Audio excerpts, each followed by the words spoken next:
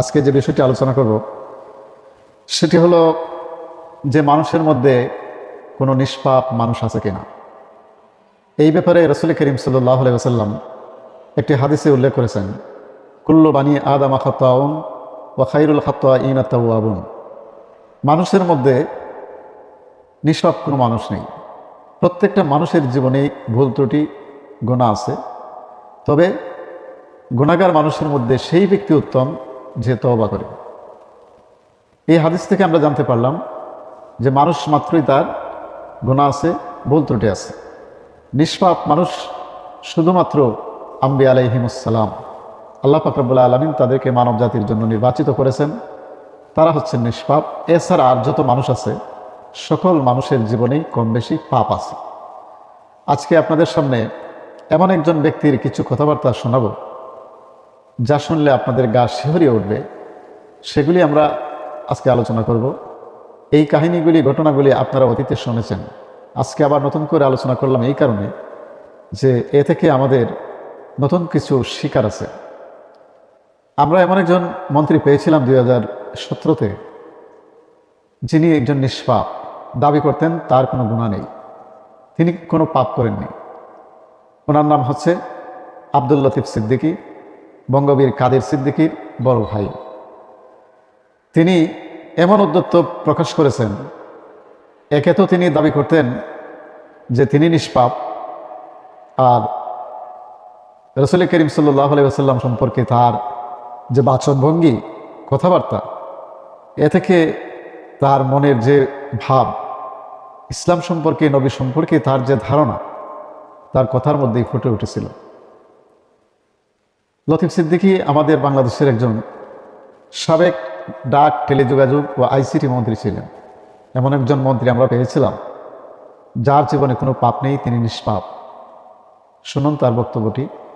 আমি কিন্তু কোনো আলেমের মোনাজাতে আমিন বলি না, কারণ এই ছেলেটিকে শিখিয়ে দেওয়া হলো যে হে আল্লাহ, আমি পাপী, তুমি দয়া করো, মাফ করো। না, আল্লাহর রহমতে আমি পাপী নই। প্রিয় দর্শক, শুনলেন তার কথাটি। তিনি নিজে পাপ করেননি, নিষ্পাপ। আলিমুল আমার সাথে কোনো সময় মোনাজাত করলে তিনি আমিন বলতেন না। এর কারণ হলো তিনি নিষ্পাপ, তার কোনো গুনাহ নেই, তাহলে তিনি আমিন বলবেন কেন? আলেমদের সাথে মোনাজাতে তিনি কখনো আমিন বলতেন না। কত বড় জ্ঞানী মানুষ, কত বড় আল্লাহওয়ালা মানুষ, চিন্তা করে দেখছেন? তো রাসূল করিম সাল্লাল্লাহু আলাইহি ওয়াসাল্লাম হাদিসে বললেন, কুল্লু বানি আদম খাত্তাউন। মানুষ মাত্রই ভুলের মধ্যে আছে, প্রত্যেকটা মানুষের জীবনে ভুল ত্রুটি আছে।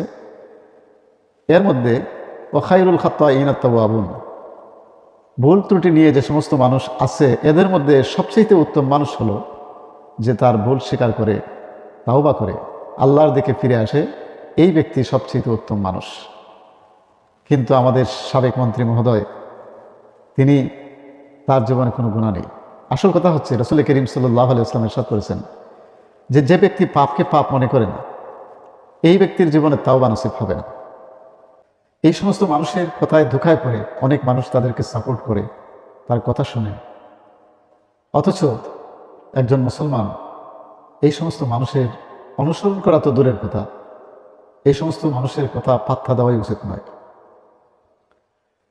রাসূল করিম সাল্লাল্লাহু আলাইহি ওয়াসাল্লাম নিষ্পাপ, নবীগণ নিষ্পাপ, মাসুম।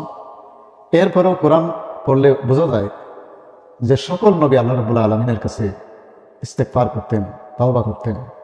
আমাদের প্রিয় নবী মুহাম্মদ রাসূলুল্লাহ সাল্লাল্লাহু আলাইহি ওয়াসাল্লাম, যার কোনো গুনাহ নেই, নিষ্পাপ যিনি, তাকেও আল্লাহ পাক রব্বুল আলামিন ইস্তেগফার করার নির্দেশ দিয়েছেন। সূরা নাসরের মধ্যে আল্লাহ পাক রব্বুল আলামিন বলছেন, ইযা জাআ নাসরুল্লাহি ওয়াল ফাত ওয়া রাআইতান নাসা ইয়াদখুলুনা ফি দীনিল্লাহি আফওয়াজা ফাসাব্বিহ বিহামদি রাব্বিকা ওয়াস্তাগফির ইন্নাহু কানা তাওয়াবা। নবীজিকে ইস্তেগফারের আদেশ দেওয়া হয়েছে। হযরত আয়েশা সিদ্দিকা রাদিয়াল্লাহু তাআলা আনহা বলেন যে রাসূল করিম সাল্লাল্লাহু আলাইহি ওয়াসাল্লাম তার জীবনের শেষ দিকে এত বেশি ইস্তেগফার করতেন, তিনি সবসময় হাঁটতে, চলতে, ফিরতে, ঘুমানোর সময়, নামাজের পরে এই ইস্তেগফারটি করতেন, সুবহানাল্লাহি ওয়া বিহামদিহি আস্তাগফিরুল্লাহ ওয়া আতুবু ইলাইহি, সুবহানাল্লাহি ওয়া বিহামদিহি আস্তাগফিরুল্লাহ ওয়া আতুবু ইলাইহি। রাসূল করিম সাল্লাল্লাহু আলাইহি ওয়াসাল্লাম আরো বলেছেন যে তিনি দৈনিক 70 বার আল্লাহর কাছে ইস্তেগফার করতেন। সুবহানাল্লাহ। যার জীবনে গুনাহ নেই তিনি এত ইস্তেগফার করতেন। আর আমাদের সাবেক টেলিযোগাযোগ মন্ত্রী, আইসিটি মন্ত্রী, সে বলে তার কোনো গুনাহ নেই, নিষ্পাপ। যখন তওবার কথা বলা হয়, যখন আলেম ওলামা গুনাহর কথা বলেন, তখন সে আমিন বলে না। কত বড় নাস্তিক হলে সে এই কথাগুলি বলতে পারে, চিন্তা করে দেখছেন? প্রিয় দিনী ভাই বোনেরা, আমরা মানুষ, আমাদের ভুল ত্রুটি আছে, ইচ্ছাই হোক অনিচ্ছাই হোক, দিবারাত্রি আমরা সীমাহীন গুনাহ করি, আল্লাহর নাফরমানি করি। এই জন্য আমাদের বেশি বেশি আল্লাহর কাছে ইস্তেগফার করা উচিত। ফরজ নামাজ শেষ করে আমরা 3 বার আঙ্গুলে গনে গনে পড়বো আস্তাগফিরুল্লাহ, আস্তাগফিরুল্লাহ, আস্তাগফিরুল্লাহ। দিনে যত বেশি আমরা আল্লাহর কাছে আস্তাগফিরুল্লাহ পড়বো, কোরআনের আয়াত অনুযায়ী আল্লাহ পাক রব্বুল আলামিন বলছেন, যার জীবনে যত বেশি ইস্তেগফার থাকবে, তাওবা থাকবে, সেই ব্যক্তির জীবনে তত বেশি শান্তি, বরকত আর কল্যাণ থাকবে। আজকে এই পর্যন্ত সবাই ভালো থাকুন, সুস্থ থাকুন। আসসালামু আলাইকুম ওয়া রাহমাতুল্লাহি ওয়া বারাকাতুহু।